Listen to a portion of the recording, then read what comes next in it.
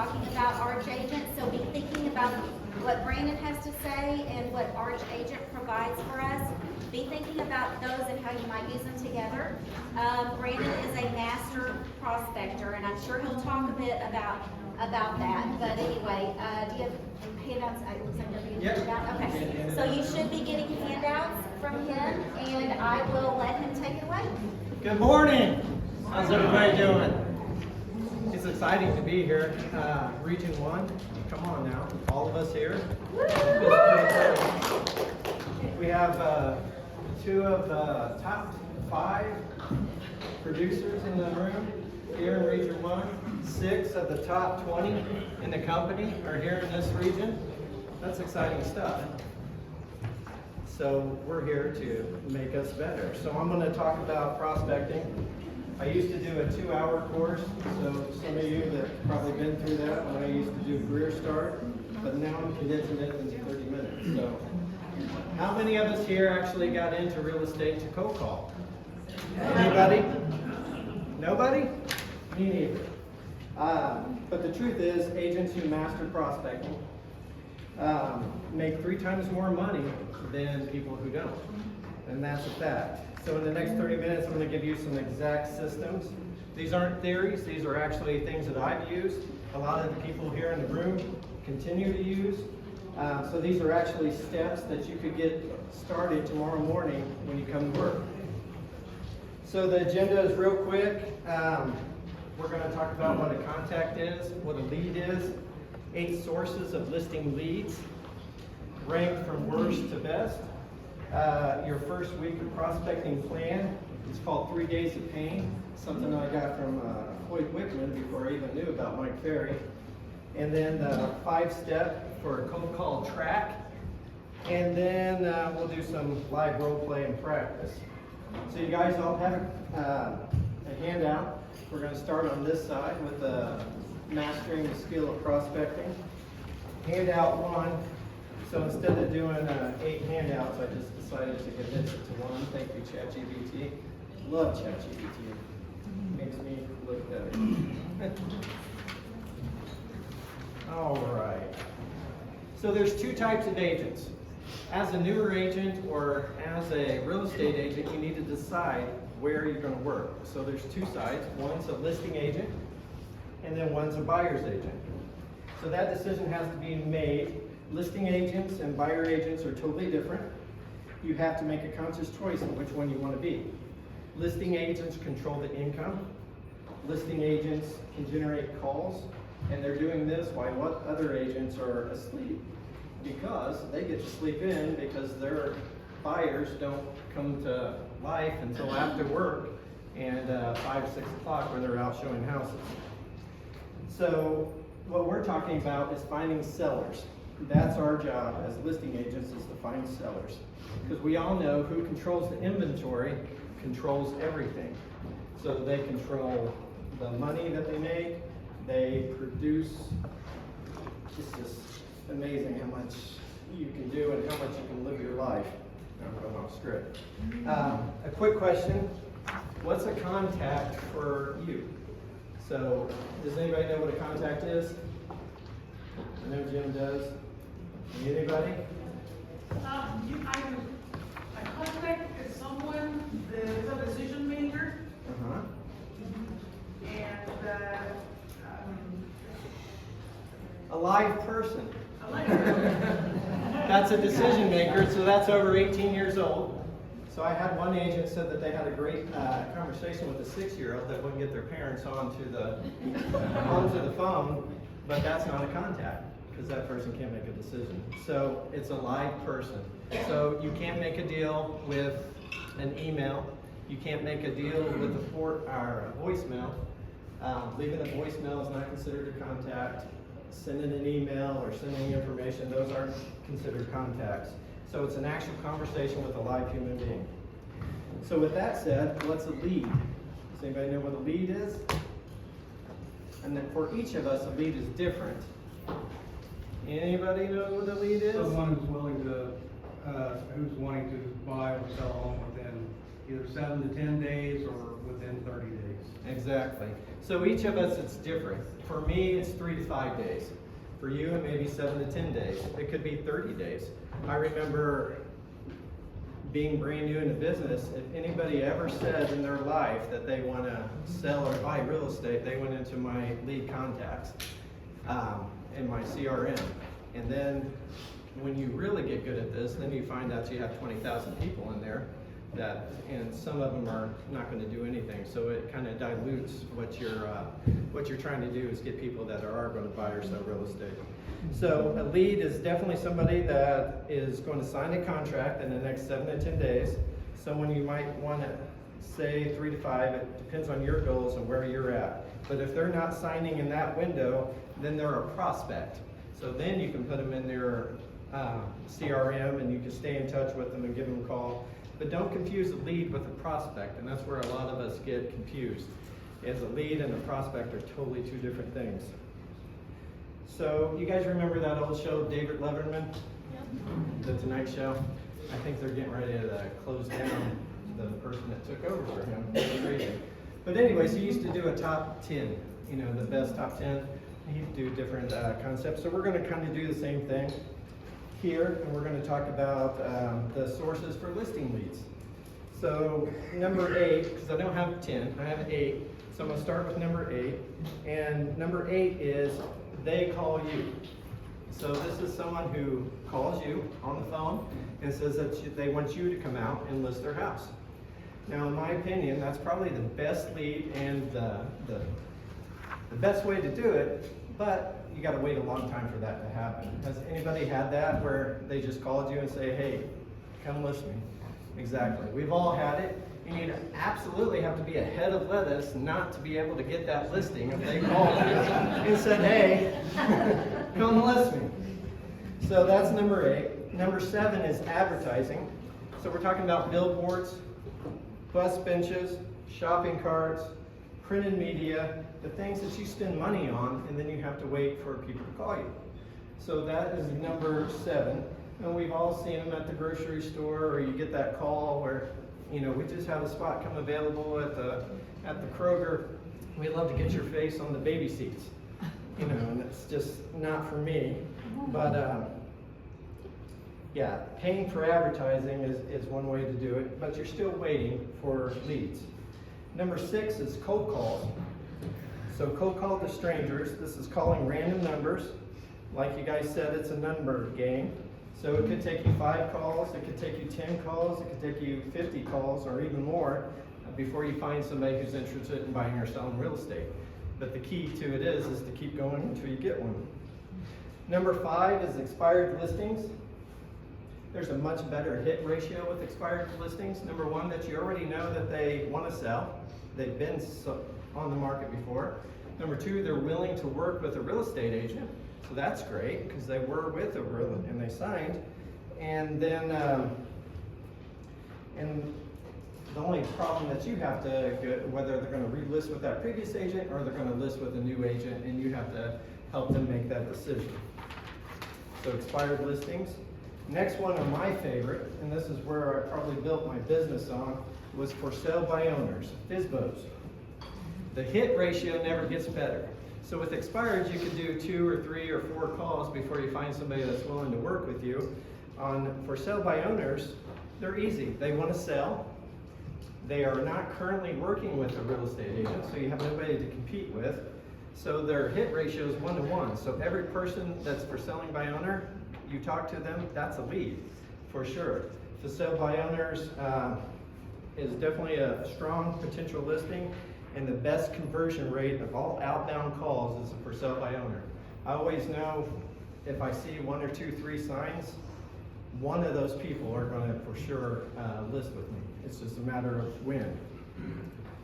And buyer conversions. So there's a lot of people that are listing agents in this room, and you get the phone calls that somebody's interested into your house and that you have listed, and you send them the MLS sheet, and you ask them if they're pre-qualified. You ask them how much money they saved, and the whole buyer process of the questions that you have to ask them. But I don't ask any of those. My number one question is, do you have a house that you have to sell first? Buyer conversions, it's the easiest thing. You find out, so you get lost in all the pre-qualifications and all that stuff, but you need to know if they have a house to sell, because that's where you need to start with. Because if they have a house to sell, the buyer pre-qualification doesn't even matter, because that house has to be sold first. I mean, there's different things with bridge loans and all that that you can do, but I want to get in front of them. I want to list their house. Every call that's incoming, whether it's a floor call on my listing, I start out with, do you have a house you need to sell? Let's talk about that. When can we get together? So buyer conversions is number 3. Number 2 is target marketing. Target marketing is farming, building your database, send something out every month. So you pick a neighborhood. That's something that we're starting in my office, is everybody's going to take. It's called Bring Back Greenwood. So we're all taking different neighborhoods, and we're going to work those neighborhoods and be responsible for those neighborhoods. But that's where you call this neighborhood 2 or 3 times a year. You drop things off. We have, in years past, we've done drop-bys and stuff like that, especially for the people that are that you're having great conversations with that are just not ready yet. And then asking those folks for referrals and things like that. So it's a slow start, but it's super powerful and long term. And that's what we're all in here for, is the long-term careers. And then number 1 is your sphere of influence. People who name you know, who's people that know you, and who you have existing relationships with, the highest trust, and these people are the highest conversion rate. So as agents, where should we start for 1 through 8? Does anybody know where we should start through the 1 through 8? Anybody? Oh, Michelle, number 1, your sphere of influence. Actually, in this room, I think we should start with number 6, which is cold calling. Because you have to master that telephone. You have to be able to know what to say, be able to overcome objections, and be able to handle the phone quickly and responsively. And that's what builds that memory muscle, is to be able to do that every single day, 3 hours a day, no matter what happens. Most new agents would start with 8 or 7, so they'd buy something. But the top agents work 1 and 2 every day. So your job is to start building those pipelines now. So target marketing and farming, and sphere of influence. But if you're uncomfortable with the phone, number 6, getting on the phone and getting over that is the number 1 thing I would do. And when I used to do the Career Start, it's Morgan doing? Trying to get a fan on. Right. So doing those cold calls and building that muscle and being able to overcome and object, because that public is going to give you feedback immediately, and you're going to be able to overcome. And what's great is when you hang up the phone, no matter how bad the call was, you get to use that against the next person that you call. I love it. I had somebody tell me, I'm not coming out until I'm dead, feet first. And I was like, oh my gosh. He's like, and he'd tell me about this neighborhood. So the next person, I was like, hey, are you thinking about moving, or are you planning on going out feet first like your neighbor? It's fun. The same thing like closings. I love closings because you get to learn a new joke or something that somebody says, and that's your new script for your next closing. And now you get to be that guy. And I love it. You get a new audience every closing. You get a new audience every call that you make. So where to start? Here we go. So 3 days of pain. This is where you start. Before you can farm, before you can build a sphere, before you can master one skill, the telephone is the fastest way to master the skill and to pick up and call strangers. I know nobody wants to do it, but that's why we call the next step 3 days of pain. So the first thing, and you guys can write this down if you're taking notes, the first thing for 3 days of pain is go to the office.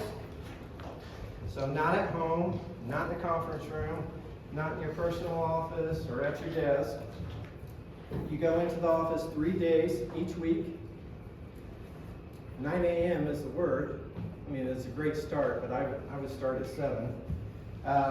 And that's your prospecting time block. So you start 7 in the morning, start calling people.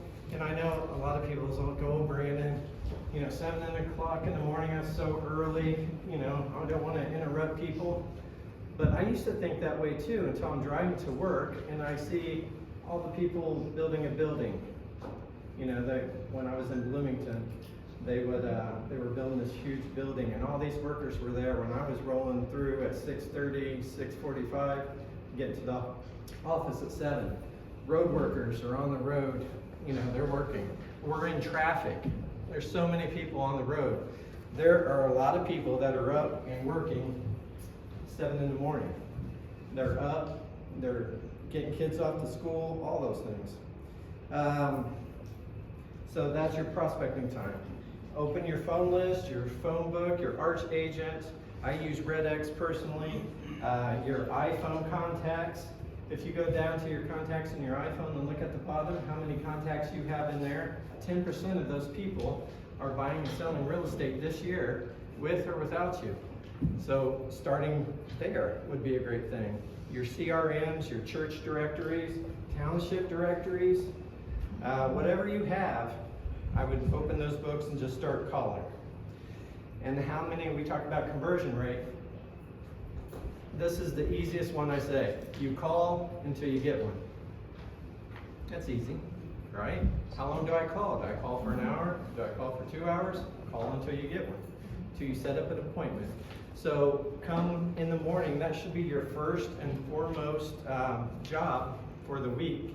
You wake up on a Monday, you have 7 days ahead of you. Your first thing that you should do is wake up and I need to take a syllable listing in the next 7 days. Easy peasy.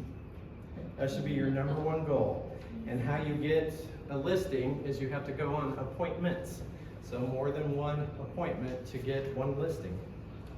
And you call until you get one. You record your results. You record the calls made. You record the contacts that you reached and the appointments you set. For me, it's 25 a day. I have little gold coins that sit on my desk, and I take those and move them for every person I talk to. And that's my goal for the day. I think, Jace, you're using paper clips. It doesn't matter. But that's my visual goal, that I have 10 more people to talk to. I have 4 more people to talk to. And you keep going through it, and if you talk to 25 people a day, at least for me, that's a great number that's going to get me the results that I want. So, anticipating objections. These come up every now and then from the people who need a prospect. Can I do it from home? No, the office creates accountability. It creates energy. Your admin asking you, "Hey, are you making your calls today?" Those kind of things are important. Should I shut my door? You shouldn't. You should be visible. It keeps you honest. It keeps other people to hear what you're saying and can use those later. Or it could be something that you're saying that's just outlandish and you're like, "Oh, maybe you ought to try this." Can I use the conference room or where nobody can hear me? No, the same reason. You need to keep it honest and keep people hearing what you're doing, and that way they can give you advice. And we talked about here a little bit what time is the best time to prospect. For me, personally, I think the best time is Saturday morning. Why? Because most people are home Saturday morning. But the problem that we're having with this group is not the time that we call, it's calling. That's the important thing. So being visible in your office while doing creates a duplicatable system that you can do over and over again. Because we know if you call at least 25 people a day, 5 days a week, we're going to create business. And that's the job of a listing agent, is to create business. So the script, the easiest script, I don't have a word to write this on, but ask, do you want to sell? So these are 3 things you want to know. do they want to sell? Let's get together, and then close 3 times for the signature. So, do you want to sell? You don't need to be perfect in your script. You need 3 things. The goal isn't to impress them. The goal isn't to set an appointment.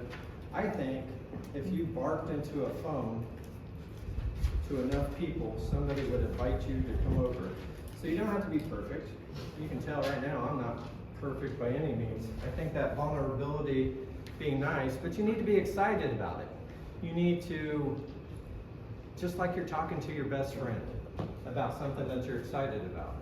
You don't have to use the great scripts where you know it verbatim. You can mess up, you can go back. There's many times where, as a new agent, where I just totally bombed and, just walked away and hung up. And then my manager said, hey, I heard you. Why don't you call them back and say, hey, I just thought of your objection, and this is the solution that I think we should do. And I was like, okay, I'll call them back. And I called them back with that exact thing and was able to get an appointment. So you don't need to be perfect. You don't need to be so polished that, everything bounces and you do the bouncing back with them. But just being honest with them, and I think that naturalism will come through. So there's 3 types of approaches. One's the general approach. Hi, I'm a real estate agent in the area. Are you thinking about selling, or know somebody who it is? Then there's a specific property reference, a home that's nearby that just sold or just listed. This is the geo areas, or if you're doing an open house, you can use the geo areas. So it doesn't have to be your listing. It could be anybody's listing. Hey, we just sold a house on 123 Main Street. I was calling to see, do you know anybody who would like to move into the area? And then you have a specific person. So this is when you have a specific buyer. This is probably the best, when you have a specific buyer that's looking to move into an area. I had one in Decatur where this lady wanted to live next to her daughter. And there was only like 200 homes here, and the only one was for sale, was already spoken for. So I got out and started at the beginning of the street and just started knocking. Say I have a retired couple that's looking to move into the area, and they want to be close to the daughter. Have you thought about selling? And sure enough, they said yes. We thought about selling. Just in fact, 6 months ago, we put our house on the market and it didn't sell. I was like, well, I have a buyer, and they signed a listing agreement with me. The buyer signed a purchase agreement. We got it under contract, so that was a me and me, 2 deals. And then that person needed to move to Martinsville, of all places, up on a hill, and we was able to get that thing for them. So that was 3 deals just from door knocking, using the specific person script. Let's talk about, has anybody else done that? Got great feedback from door knocking or calling a specific person? Rusty? You have? Yeah, I had one, and this was when I was just starting, and I had one with Christmas neighborhood, and she had her client go around and say, what house in this neighborhood would you like? And I went around, knocked on doors. One guy wasn't home, so I left my card, so call me. And he about, I don't know, probably 3 or 4 weeks later, got a call, and he was like, hey, I'm moving, can you come to my house? Absolutely. Like, I can do that. It does work. It does work. But it doesn't work if you don't get out there. So those, how many of us lost deals because we called people too much? I never have. How many have lost deals because they haven't called anybody? Or somebody in your sphere? I've had my own mother call me and say that she was building a house with the builder and needed me to get her out of it. I was like, you didn't even tell me you were moving. I didn't call my mom. We did get her out of it, and she did buy a house. From me, fortunately. So the 5-step cold call tract is high. This is Brandon with Carpenter Realtors. You can confirm that you have the right person. Introduce yourself. I'm a real estate agent that works in the area. Keep it simple, name the role, nothing more than that. Give your reason. The reason I'm calling is that we've had a lot of activity in your neighborhood, and I wanted to reach out to the homeowners directly and see, have you thought about moving in the next, doesn't matter. Or if it's a for sale by owner, I saw your home.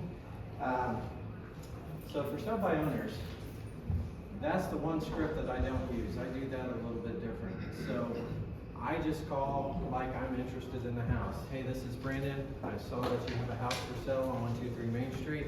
Is that house still available? Usually yes. Why, do you have a buyer? I don't know yet. I haven't seen your house. Are you setting up showings on it? Well, yeah, we're setting up showings. And then I just make that appointment. So the goal with a for sale by owner is to make the appointment, is not to convince them that I'm a real estate agent. Well, it's not to convince them that I want to list their house or that I have a buyer. How much do you charge? I don't know yet. I haven't seen your house.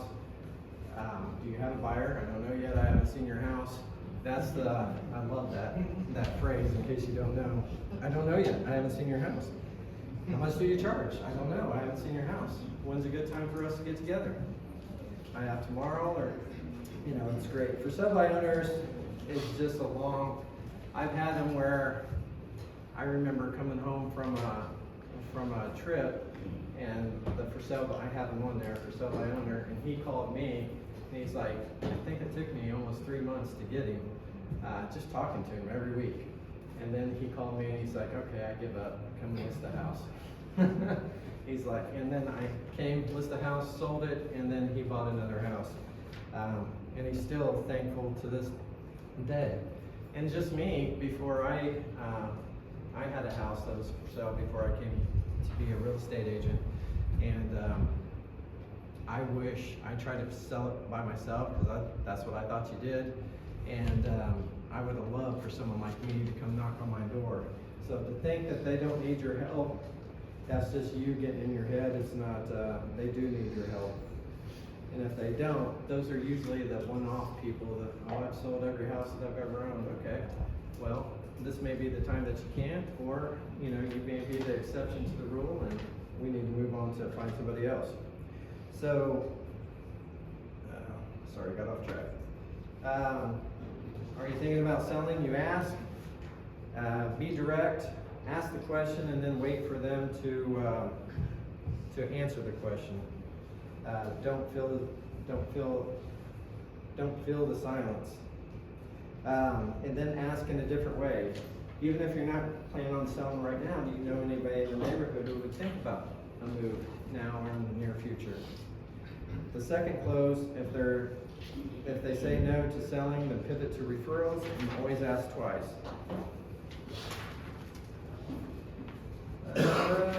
How to effectively role play. Does anybody role play? I know Michelle does, Tracy does. Anybody else? You guys role play? Role play is a powerful thing.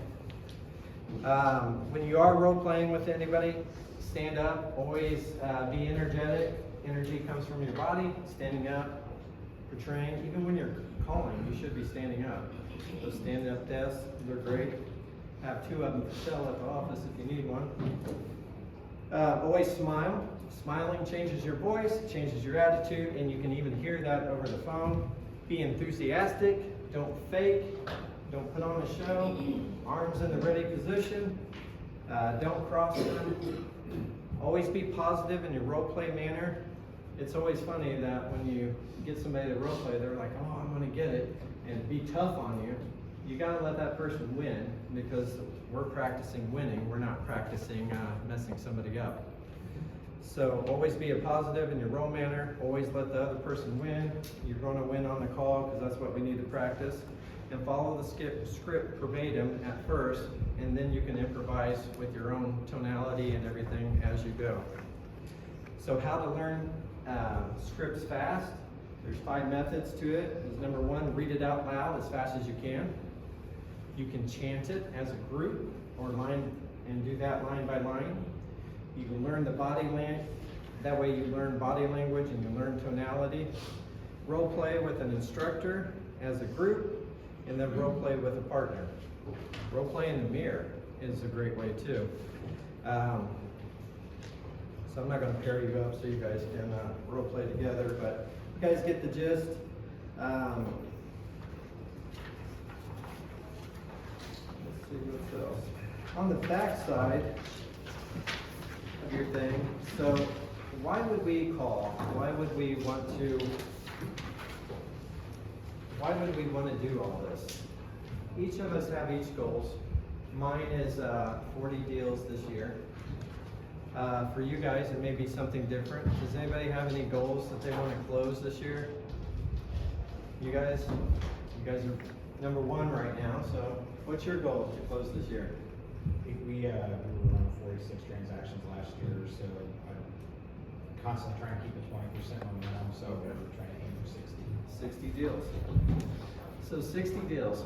So at our leadership meeting last Friday, we got put out the numbers for April, and we're on track as an MLS, as the BLC, always confuse that, as the BLC in Central Indiana, we're on track to close 80,505 deals. So that's all realtors in Central Indiana. For every one house that's sold, there's 2 paychecks. Always want to remind people of that. So sometimes you guys get both of the deals when you're doing me and me. But 80,505 paychecks that are going to go out approximately in 2026. The Beerling group want 60. I want 40. How many do you want of that 80,000 paychecks? So, not to mention, as a listing agent, to go out and get those, but you employ, I put on here just some that random off the top of my head, you employ a lender, you employ an appraiser, an inspector, a title company, insurance company, repair professionals, roofing, windows, utilities, appliance stores, the Lowe's, the Home Depots, the Menards, all those, furniture stores. Who is Sandy? That's just Big Sandy. That's just a new furniture store. Cable, internet, grocery stores, movers, landscapers, and so many more. It's our job to go out there and create these deals and employ all these people. Every deal that you close is employing somebody in this list. So what's your goal? How many houses or paychecks will you create this year? Set your goal, make an impact, and change people's lives. And that's all I got. Thank you.